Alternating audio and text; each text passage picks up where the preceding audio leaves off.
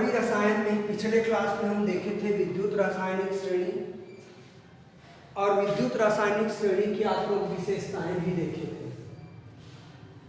आज हम देखेंगे विद्युत रासायनिक श्रेणी के अनुप्रयोग। विद्युत रासायनिक श्रेणी के अनुप्रयोग या उपयोगिता, जो भी बोलो आप लोग प्रश्न बना लेंगे। विद्युत रासायनिक श्रेणी के अनुप्रयोग या उपयोगिता लिखिए। मैं पॉइंट्स को बता रहा हूं, बहुत आसान है, आप लोग बुक्स को देख के समझ सकते लिख सकते हैं। पहला, सेल का विद्युत वाहक बल ज्ञात करना। विद्युत वाहक बल ज्ञात करना। आपको पता है कि विद्युत रासायनिक सेल में विभिन्न धातुओं के इलेक्ट्रोड का मानक अपचयन विभव दिया हुआ है। जिसका मानक अपचयन विभव ऋणात्मक है वो पहले लिखा है, धनात्मक है बाद में लिखा है। तो मानक अपचयन विभव के बढ़ते हुए क्रम में लिखा गया है। ठीक है। तो हाइड्रोजन से पहले जो इलेक्ट्रॉन आता है और हाइड्रोजन के बाद जो आता है, तो पहला अपन करेंगे, ये सूत्र होता है बेटा, ई सेल का विद्युत वाहक बल बराबर ई कैथोड माइनस ई एनोड। ये आप लोगों का फार्मूला है। इस फार्मूला की मदद से सेल का विद्युत वाहक बल अपन ज्ञात कर सकते हैं। अब विद्युत रासायनिक श्रेणी में जाएंगे तो जिंक का मानक अपचयन विभव 0.76 दिया गया है और कॉपर का मानक अपचयन विभव 0.34 है विद्युत रासायनिक श्रेणी में, हमको मालूम है।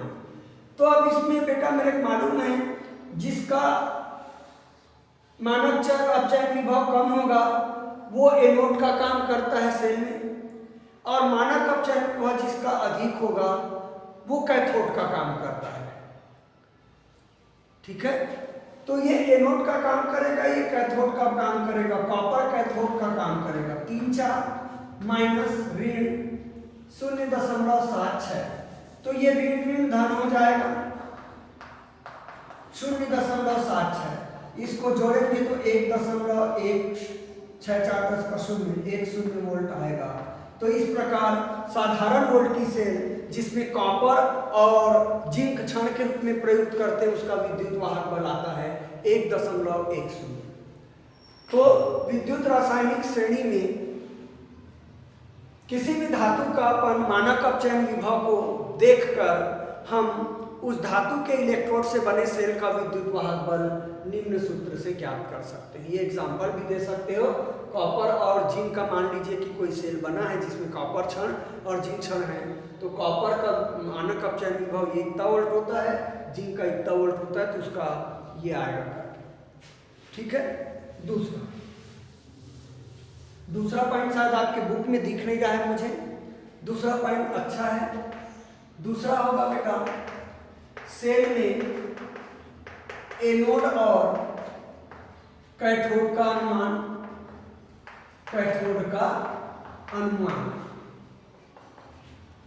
मुझे विद्युत रासायनिक श्रेणी के बारे में जानकारी है और कोई मेरे पास सेल लेके आया तो मैं बता दूंगा इसमें ये एनोड का काम करेगा, इसमें कैथोड का काम करेगा। कैसे? सेल का जिस इलेक्ट्रोड के धातु का मानक अपचयन विभव कम है उसका सेल में ऑक्सीकरण होगा, वो एनोड का काम करेगा, और जिसका मानक अपचयन विभव अधिक है उसमें उस धातु इलेक्ट्रोड का सेल में अपचयन होगा और वो कैथोड का काम करेगा। क्लियर है आपका? मानक अपचयन विभव जिस इलेक्ट्रोड धातु का कम है वो किसका काम करेगा? एनोड का, और जिसका ज्यादा है वो किसका काम करेगा? कैथोड का। आसानी से आप अनुमान लगा सकते हैं कौन सा धातु है। विद्युत रासायनिक श्रेणी में जाइए, किस किस धातु का इलेक्ट्रोड बना है, और आराम से बता सकते हैं कि भैया ये एनोड है और ये कैथोड है। ठीक है।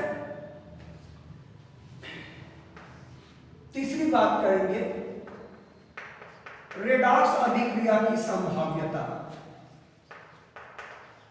संभावना मतलब सेल में रासायनिक अभिक्रिया होगी, रेडॉक्स अभिक्रिया होगी कि नहीं। रेडॉक्स अभिक्रिया उसको बोलते हैं जिसमें ऑक्सीकरण और अपचयन अभिक्रिया एक साथ संपन्न होती है, और ऑक्सीकरण और अपचयन एक साथ संपन्न होती है, इसीलिए सेल काम करता है। एक इलेक्ट्रोड पे ऑक्सीकरण होता है और एक पे क्या अपचयन। तो रेडॉक्स अभिक्रिया होती है किसी भी विद्युत रासायनिक सेल में। तो रेडॉक्स अभिक्रिया की संभावना का पता लगा सकते हैं।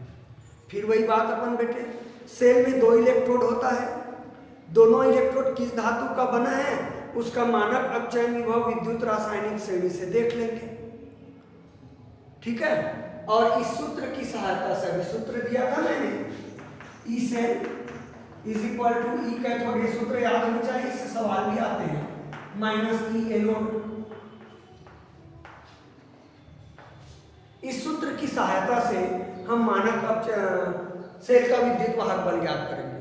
यदि सेल का विद्युत वाहक बल धनात्मक आता है तो उस सेल में रेडॉक्स अभिक्रिया होगी, और यदि सेल का विद्युत वाहक बल ऋणात्मक आता है तो उस सेल में रेडॉक्स अभिक्रिया नहीं होगी। एग्जाम्पल के तौर पे एक लड़के को जानकारी नहीं थी, मान लीजिए किसी छात्र को, और वो कॉपर जिंक वाला जो विद्युत रासायनिक सेल है जिसमें कॉपर और जिंक का क्षण है, कॉपर को वो एनोड मान के चल लिया, मान लीजिए कॉपर को क्या मान के चल लिया, एनोड। तो आपको पता है कि कॉपर का विद्युत मानक अपचयन विभव 0.34 होता है प्लस में, और जिंक की क्षण को वो कैथोड मान लिया जिसका 0.76 होता है। अब ये दोनों माइनस है बेटा, जुड़ के इतने हो जाएंगे, यानी कि उसके अनुसार अब सेल में रेडॉक्स अभिक्रिया नहीं होगी क्योंकि ई सेल का मान ऋणात्मक आ गया है। वो लड़का गलत है, सेल को गलत तरीके से डिफाइन कर रहा है, ठीक है ना। लेकिन अब उल्टा करें तब करेक्ट हो जाएगा। क्यों? एनोड पे ऑक्सीकरण हुआ है तो जिंक क्षण किसका काम करता है, एनोड का, क्योंकि उसका मानक अपचयन विभव कम है। तो ये आपका एनोड में आ जाएगा। ये तो अभी हल किया था थोड़ी देर पहले, पॉजिटिव आया था, तब रेडॉक्स अभिक्रिया होगी, नहीं तो रेडॉक्स अभिक्रिया नहीं होगी, सेल काम नहीं करेगा। ठीक है आप लोगों का। तीसरा हम बात कर सकते हैं धातुओं की क्रियाशीलता।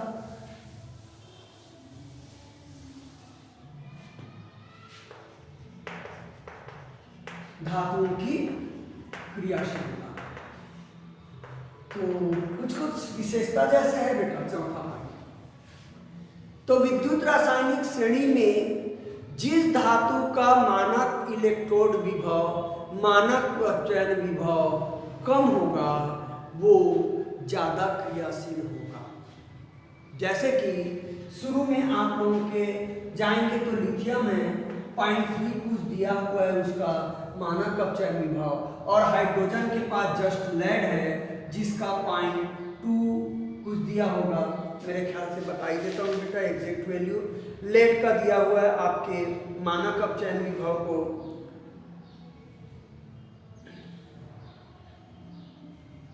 0.80, सिल्वर का 0.80 दिया हुआ है मान लीजिए। तो जाहिर है बेटा लिथियम अधिक क्रियाशील होगा और सिल्वर कम क्रियाशील होगा। जिस धातु का मानक अपचयन विभव कम है वो अधिक क्रियाशील होगा, और जिसका मानक अपचयन विभव अधिक है वो कम क्रियाशील होगा। ठीक है, क्लियर। अब हम बात करेंगे पांचवा, अधातुओं की क्रियाशीलता।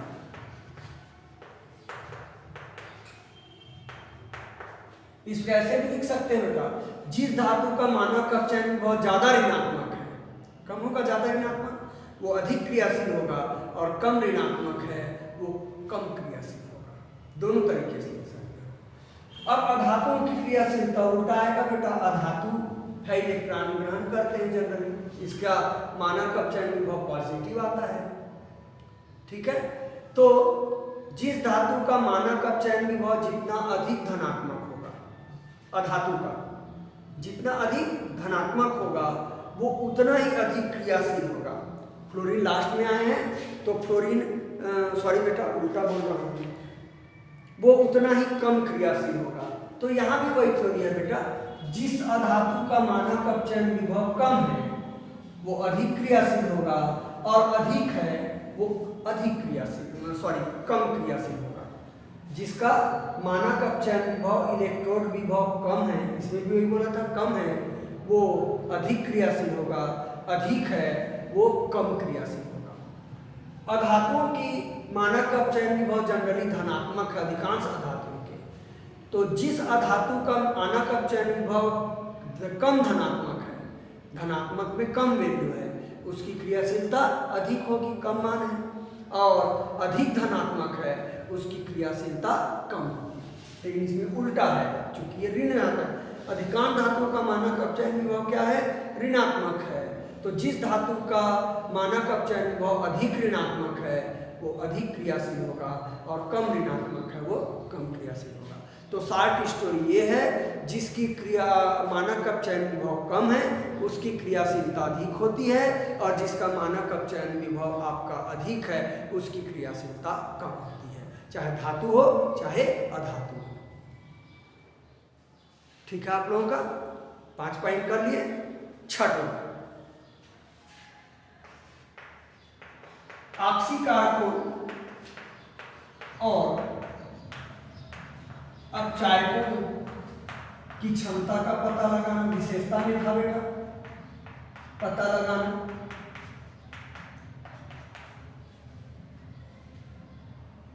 तो आप लोगों को बताया गया था कि विद्युत रासायनिक श्रेणी में आगे बढ़ते हैं तो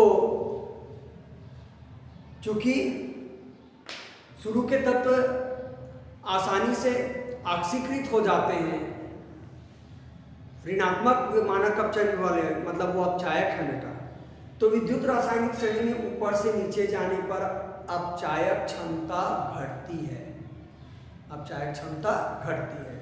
यानी कि जिस तत्व का मानक अपचयन विभव जितना अधिक ऋणात्मक होगा वो उतना ही प्रबल अपचायक होगा, और मानक अपचयन विभव जितना अधिक धनात्मक होगा वो उतना ही प्रबल ऑक्सीकारक होगा।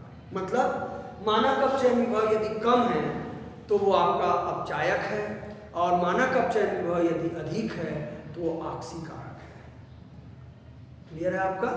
तो इस प्रकार से आप लोग विद्युत रासायनिक श्रेणी की विशेषताएं लिखेंगे, और सॉरी बेटा उपयोग लिखेंगे, अनुप्रयोग, और एक सूत्र बहुत इंपॉर्टेंट है, उससे सवाल आएगा, E cell is equal to E cathode minus E anode. किसी भी सेल का विद्युत वाहक ज्ञात करने के लिए याद रखना बेटा, इस सूत्र में मैं 0 0 लिख रहा हूं ऐसे। तो ये मानक अवस्था के लिए सूत्र है। जब विलयन में, सेल में विलयन की सांद्रता 1m हो, गैस का प्रयोग कर रहे हैं तो एक वायुमंडलीय दाब हो, और टेम्परेचर कमरे का ताप हो 25 अंश सेल्सियस। यदि सांद्रता 1m का जिक्र हो तो इस सूत्र से आप सेल का विद्युत वाहक बल नहीं आएंगे।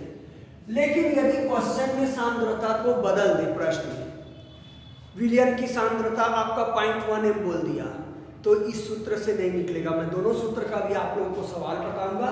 जनरली एग्जाम में इस टाइप से न्यूमेरिकल आप लोगों के आते हैं, तो थोड़ा सा वेट करें। तो बेटा अब कैसे निकालेंगे सर सांद्रता, और आपको बदल दिया, किस सूत्र से निकालेंगे विद्युत वाहक बल? तो ये जवाब है आपका नॉइस्ट समीकरण। नॉइस्ट समीकरण विभिन्न सांद्रता और ताप पर यदि किसी सेल का विद्युत वाहक बल ज्ञात करना है, मानक अवस्था को छोड़कर अलग विभिन्न सांद्रता और ताप पर किसी विलयन का अपन को,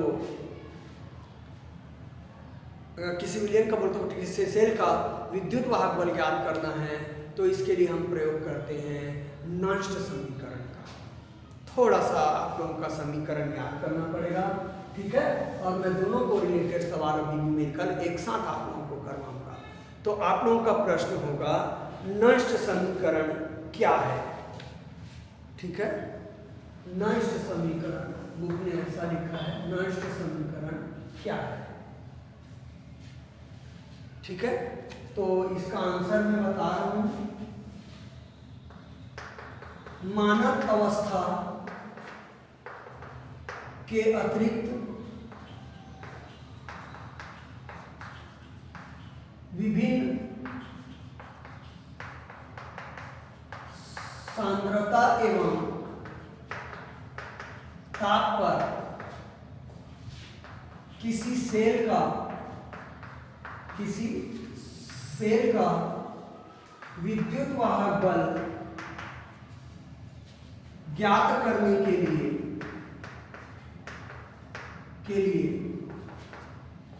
वैज्ञानिक नर्स ने एक समीकरण दिया जिसे नष्ट समीकरण कहते हैं।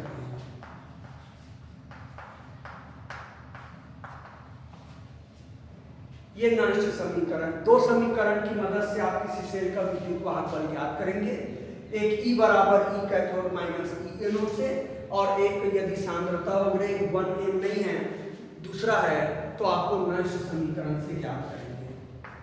तो आपका नष्ट समीकरण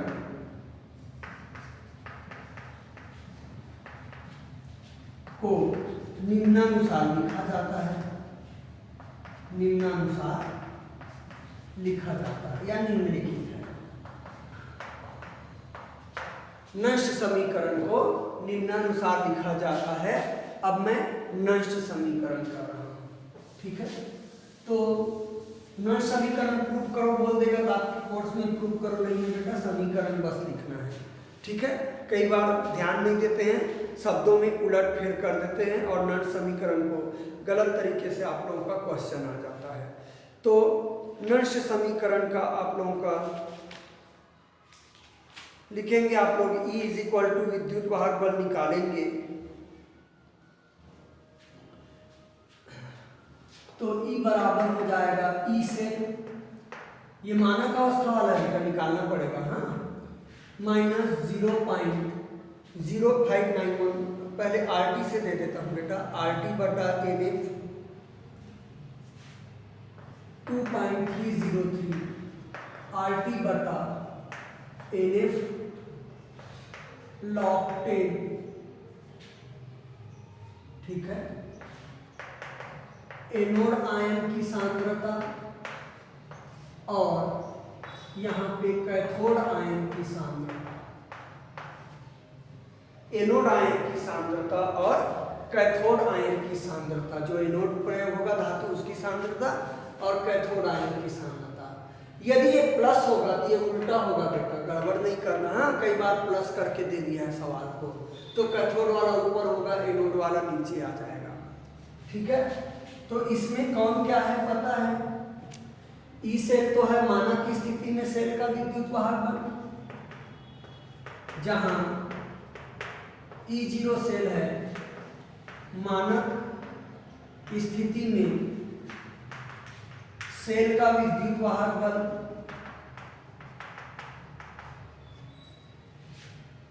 R है बेटा गैस नियतांक,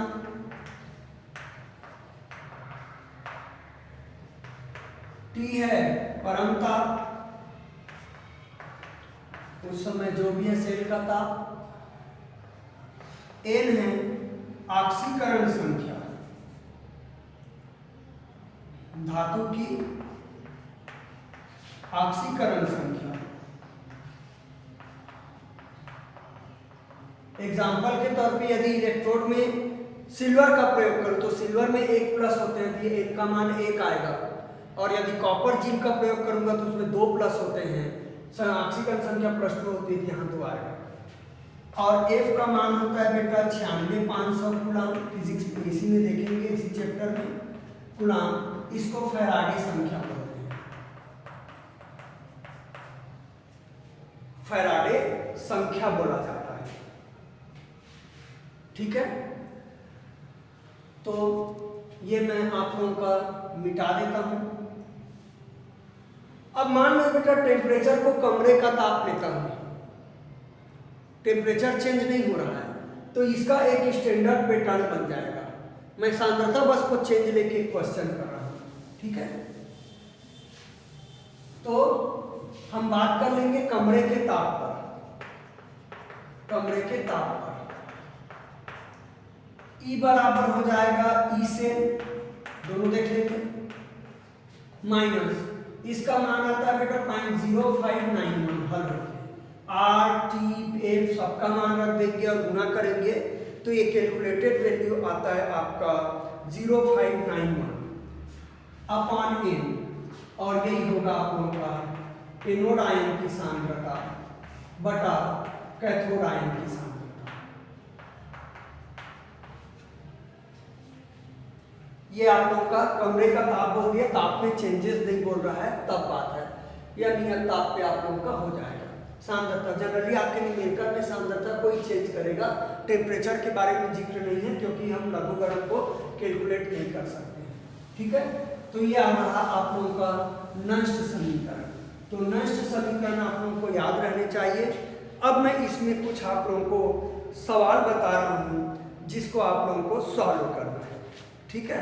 न्यूमेरिकल कर रहे हैं अपन, आपके बुक में भी न्यूमेरिकल दिए हुए हैं, विद्युत रासायनिक श्रेणी के उपयोग के बाद आप लोगों के कुछ गणितीय प्रश्न दिए हुए हैं, ठीक है।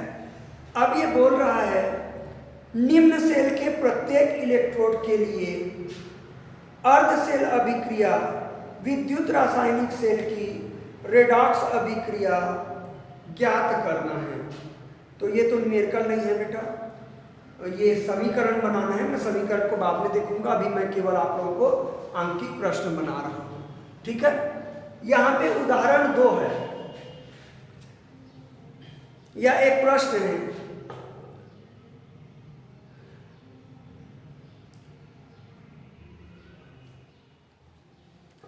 वन इन कॉपर सल्फेट में प्रश्न भी कर देता हूं। वन इन कॉपर सल्फेट में कॉपर क्षण और 1 m जिंक सल्फेट में जिंक क्षण, उदाहरण 2 है बेटा आपके बुक का, सॉरी निकिल सल्फेट है। 1 m निकिल सल्फेट में निकिल क्षण डुबाकर एक सेल बनाया गया है। कॉपर और निकिल इलेक्ट्रोड का मानक अपचयन विभव दे दिया। कॉपर का तो 3.34 वोल्ट होता है, निकिल का दे दिया इसने 0.25 वोल्ट। ये प्रश्न है, मैं रिपीट बोल रहा हूं। 1 m कॉपर सल्फेट के विलयन में कॉपर क्षण डूबा है, 1 m निकिल सल्फेट के विलयन में निकिल क्षण डूबा है, और कॉपर और निकिल का मानक अपचयन विभव ये है। तो अब कुछ पॉइंट्स के आपको जवाब देने हैं। पहला पॉइंट दिया है कौन सा इलेक्ट्रोड और कौन सा कैथोड का कार्य करेगा। क्लियर है बेटा, इसका मानक अपचयन विभव कम है, ऋणात्मक है, यानी कि इसका ऑक्सीकरण होगा तो निकिल की क्षण है वो एनोड का काम करेगा, कॉपर की क्षण है वो कैथोड का काम करेगा। जिसका मानक अपचयन विभव कम हो, दिखाए ना अपन उपयोगिता में अनुप्रयोग, वो एनोड का काम करेगा। क्लियर। दूसरा पॉइंट पूछा है सेल अभिक्रिया क्या होगी, तो हमको सेल अभिक्रिया बनाना है। तो आप सभी को पता है निकिल एनोड का काम कर रहा है, तो बेटा आपका निकिल का ऑक्सीकरण होगा, 2+ बनाएगा, 2 इलेक्ट्रॉन का त्याग करेगा। ऊपर कर दिया अपन ने, निकिल का क्या हो रहा है ऑक्सीकरण, तो निकिल एनोड पे है, कोष्टक में लिख सकते हो एनोड पर करके निकिल का ऑक्सीकरण हो गया। एक सिंगल लेवल करिए, सामने अवस्था मत लाइए। अब कॉपर का अपचयन होगा और ये कॉपर सॉलिड में बदल जाएगा, दोनों को जोड़ दो तो सेल अभिक्रिया हो जाएगा बेटा, ये एनोड पर ये कैथोड पर, Cu2+ एक्वस, दोनों इलेक्ट्रॉन को कट जाएंगे, Ni2+ एक्वस और Cu सॉलिड। इस प्रकार से सिंपली सेल अभिक्रिया बना सकते हो। पहला उदाहरण छोड़ा हूं, वो सेल अभिक्रिया का ही था बेटा ऐसे, ठीक है ना। अब अगला बोल रहा है ये तीसरा पॉइंट, सेल को कैसे प्रदर्शित करेंगे। तो सेल को प्रदर्शित करना आप लोगों को बताया था मैं, सेल का प्रदर्शन कैसे प्रदर्शित करते हैं। एनोड को बाएं तरफ लिखते हैं, सॉलिड लाइन कर दिए, इसका ऑक्सीकरण हो रहा है 2+ एक्वस और 1 m सांद्रता करके कर देते हैं डबल एम। यहाँ पे कॉपर होगा बेटा एक्वस 2+, जिसकी सांद्रता 1 m है प्रश्न के अनुसार, और ये कॉपर सॉलिड में बदल गया। इधर होता है एनोड और इधर होता है कैथोड। मैं प्रदर्शन में आप लोगों को क्वेश्चन लिखाया हूँ माइनस और ये आपका प्लस। तो ये हो गया सेल का प्रदर्शन आप लोगों का समीकरण के रूप में, सिंपल रूप से हम लोग सेल को प्रदर्शित कर दिए। ठीक है आप लोगों का, तो इस प्रकार से आप लोग सेल को प्रदर्शित कर सकते हैं। ठीक है, तो अब अगला जवाब दिया है, क्या बोला है अगला आपका, सेल का ईएमएफ ज्ञात करो। तो ये हो जाएगा E cell 0 is equal to E cell cathode sorry E cathode minus E anode. अब ये सूत्र मैं क्यों लगाया हूं, समीकरण क्यों नहीं, क्योंकि सांद्रता को 1m दिया है प्रश्न में, मानक परिस्थिति है, इसलिए हम इस सूत्र को यूज करेंगे मानक परिस्थिति में। तो बेटा कैथोड कॉपर काम किया है जिसका 0.34 बोला है, और एनोड का काम आपका निकिल कर रहा है जिसका -0.25 दिया है। तो हल कर देंगे 0.34 पर माइनस माइनस प्लस 25 जोड़ देंगे तो आ जाएगा बेटा 5.59 वोल्ट आ जाएगा सेल का विद्युत वाहक बल। ठीक है, तो इस प्रकार से आप लोगों का सेल का विद्युत वाहक बल आप लोगों का निकल गया है। अब मैं एक और क्वेश्चन करता हूं जो क्लियर पता चल जाएगा कि वो नष्ट समीकरण से बनेंगे। ठीक है, अब मैं एक प्रश्न आप लोगों को दे रहा हूं, देखिए 25 अंश सेल्सियस पर टेम्परेचर को नियत कर दिया कमरे का था, पर एक कॉपर, प्रश्न में लिख रहा हूं चूंकि आपके पास बुक नहीं है, एक कॉपर के तार को 0.1 CuSO4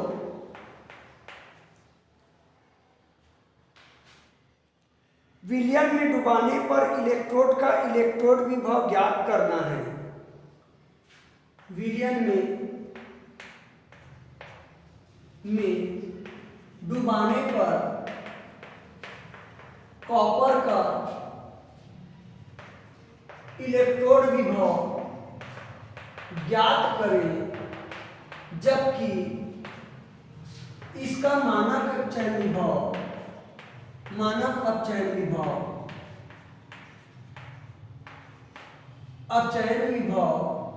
प्लस 0.34 वोल्ट है। तो मैं समझ गया बेटा सांद्रता को गड़बड़ किया, यानी कि ये नष्ट समीकरण से बनेंगे। अब क्या होता है नष्ट समीकरण, E बराबर E0 cell minus 0.0591 upon n बताया, और यहां पे लिखा एनोड आयन, और यहां पे किया कैथोड आयन। अब आप बोलेंगे सर इसमें तो 2 इलेक्ट्रोड नहीं है, एक ही इलेक्ट्रोड है, तो ये अर्ध सेल है बेटा, मानक हाइड्रोजन इलेक्ट्रोड से तुलना होगा आपका, तभी तो आपका इलेक्ट्रोड विभव निकलेगा। तो एक ही एकल इलेक्ट्रोड करेंगे आप लोगों का, तो ये 0.34 आ जाएगा, 0.0591 इसका मान 2 होगा बेटा इनका, क्योंकि कॉपर की संयोजकता 2 होती है, मालूम है। अब चूंकि कॉपर का मानक अपचयन विभव अधिक है, तो यहाँ पे लॉग आता है बेटा, लॉग 10 सॉरी, तो लॉग 10, तो ये कॉपर का मानक अपचयन विभव धनात्मक है बेटा, अधिक है। तो मैं बोला हूं जिसका मानक अपचयन विभव अधिक है हाइड्रोजन से तुलना होगा, अर्ध सेल है, तो जिसका 0 होता है ये ज्यादा है, तो ये कैथोड का काम करेगा। तो कैथोड आयन की सांद्रता दे दिया बेटा 0.1, तो एनोड आयन की सांद्रता क्या कर देंगे 1 कर देंगे। क्लियर है आपका, अर्ध सेल का निकालना है तो हाइड्रोजन से कंपेयर करेंगे 0, तो ये 0 से ज्यादा है, यानी कि कैथोड का काम करेगा, हाइड्रोजन एनोड का काम करेगा, कैथोड किया, एनोड वाले को 1 कर दिया। ठीक है, तो अब इससे आराम से निकल जाएंगे आप लोगों का। तो ये हो गया 0.34 माइनस 1/10, और 10 ऊपर हो जाएगा बेटा, log 10 का मान 1 होता है, मैं इसको 1 कर देता हूँ, log 10 10 हो जाएगा, 10 टाइम बटन 10 आएगा, उलट के ऊपर जाएगा, तो log 10 का मान 1 होगा, तो 0.0591 अपॉन 2 होगा, तो 0.34, थोड़ा सा भाग तो देना पड़ेगा बेटा इसमें, 0 2 दूनी 4 1 2 नी 18 2 पंचे 10। अब मैं इसको घटा देता हूं, आसानी से आप लोगों का आ जाएगा, 0.34 को घटाऊंगा 0.295, यहाँ 0 बढ़ा देता हूं, तो 10 में 5 गया 5, 9 में 9 गया 0, ठीक है, 3 में 2 गया 1 और 3, तो इसका विद्युत वाहक बल आ गया 0.3105 वोल्ट आ जाएगा, किसका, सेल का। तो आप लोग बहुत आसानी से बना सकते हैं, कोई दिक्कत नहीं है। इसीलिए मैं दोनों को एक साथ ले रहा हूँ। एक और सवाल देखेंगे नंश समीकरण का, ठीक है।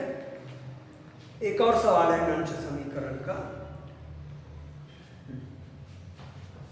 एक सेल के लिए सेल समीकरण छाप दिया बेटा, उदाहरण 1 है पेज नंबर 117 पे।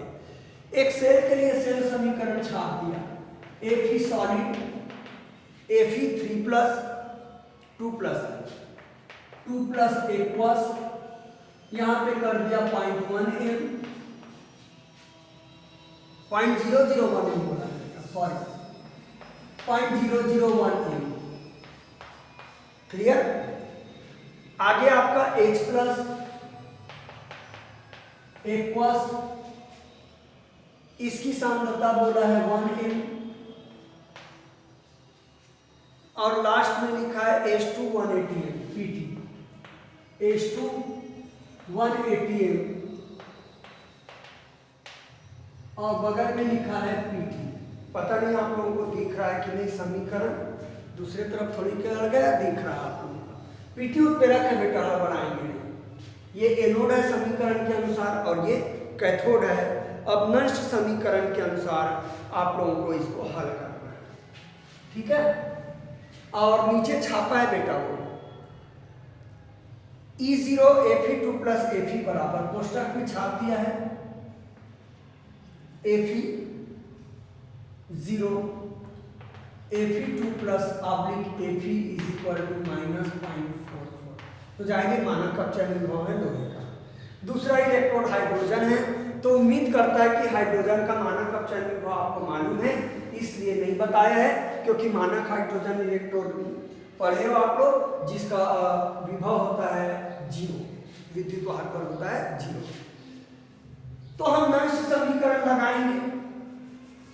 पहले मैं ई सेल निकाल लेता हूं बेटा, दोनों इलेक्ट्रोड हैं तो ई सेल बराबर होता है ई कैथोड माइनस ई एनोड। ऊपर लिख सकते हो, यहाँ एनोड कौन है आपका, लोहा, और कैथोड आपका हाइड्रोजन का काम करेगा। सेल में इधर एनोड होता है, उधर कैथोड। तो कैथोड हाइड्रोजन का है 0, तो ये आ गया आपका -0.44, एनोड आपका लोहा है, तो minus minus plus 0.44 E cell आया सिंपल, ठीक है। E0 सेल आ गया। अब मैं इसको मिटा देता हूं। अब नंश समीकरण को यूज करूंगा। कैसे जाना नंश समीकरण, सांद्रता को देख के जान गया कि नंश समीकरण ये है। तो आपका E बराबर सूत्र होता है नंश समीकरण से E0 सेल माइनस 0.0591। टेम्परेचर का जिक्र नहीं किया बेटा, जनरली आपके कोर्स में टेम्परेचर को मानक अवस्था में लिया है, लिखेगा 25 लिखेगा, इसलिए मैं T का मान रख के हल करके ये बता दिया। बटा ए, यहाँ पे आता है बेटा एनोड की आयन की सांद्रता, और यहाँ पे आएगा आप लोगों का कैथोड आयन की सांद्रता, एनोड आयन की सांद्रता और क्या कैथोड आयन की सांद्रता, ठीक है। तो हम बात यदि करेंगे तो इसमें से मेरे पहले समीकरण लिख देना था। ई सेल का मान आ गया 0.44, 0.0591। अब यहाँ ऑक्सीकरण संख्या +2 भी है +1 भी है, तो आप कौन सी ऑक्सीकरण संख्या लेंगे, निश्चित रूप से 2 को लेंगे, ठीक है। इसको +2 बनाएंगे, बैलेंस करेंगे तो ये 2 बार आएगा बेटा, हाइड्रोजन है वो। तो एनोड किस कौन काम कर रहा है, ये इसकी सांद्रता दे दिया, यहाँ लॉग फिर भूल जाता है, लॉग 10, एनोड की सांद्रता दे दिया 001। ये कैथोड का सांद्रता दिया, इसका मान 1 है, तो वर्ग करूंगा बेटा, क्योंकि हाइड्रोजन 2 बार आएगा, बैलेंस करूंगा समीकरण में। तो सामने मोलों की संख्या आता है, उसको घात में चढ़ा देते हैं सांद्रता का, आप लोग 11वीं में पढ़ के आए हैं, ठीक है। तो ये आ गया आप लोगों का 0.44 माइनस, इसको भाग देंगे तो 0.0, 2 दूनी 4, 2 दूनी 18, 2 पंच 10, 2 पंच 10 से ही आएगा log 10। ये आ जाएगा, 1 का कोई मतलब नहीं, 1/1000 मतलब 10 की घात ऋण 3 आएगा बेटा। दशमलव हटाऊंगा तो 1/1000 हो जाएगा, 3 0 3 अंक। तो 1/1000 आएगा, 1000 मतलब 10 की घात 3, ऊपर कर दिया 10 की घात 3। लघुगणक में जो घात रहता है वो सामने आ जाएगा, 0.44, तो माइनस माइनस प्लस हो जाएगा, 3 गुणा 0,295, ये सामने आया तो लाख 10 बचा जिसका मान 1 होता है। तो ये आ गया 0.44 धन 5 दिया, 15 का 5 हासिल है, 9 दूनी 18, 19 का 9 हासिल है, 3 दूनी 6 और 1 7। जल्दबाजी कर रहा हूँ बेटा मैं। 5 दिया, 15 का 5 हासिल लाया 1, 3 या 27 और 1 28 का 8 हासिल लाया 2, 3 दूनी 6 और 2 8। अब जोड़ देते हैं बेटा, तो 5 आएगा, 8 आएगा, 8 4 12 का 2 आएगा, मैं नहीं जानता जोड़ना, आप लोग जाने, 5 इतना वोल्ट इसका विद्युत वाहक बल आएगा। ठीक है, तो इस प्रकार से नल समीकरण से संबंधित कोई न्यूमेरिकल है। कल और बहुत डिटेल न्यूमेरिकल देखेंगे, थोड़ा सा आप लोग पढ़ के आएंगे केमिस्ट्री में कल, और मैं न्यूमेरिकल कराऊंगा।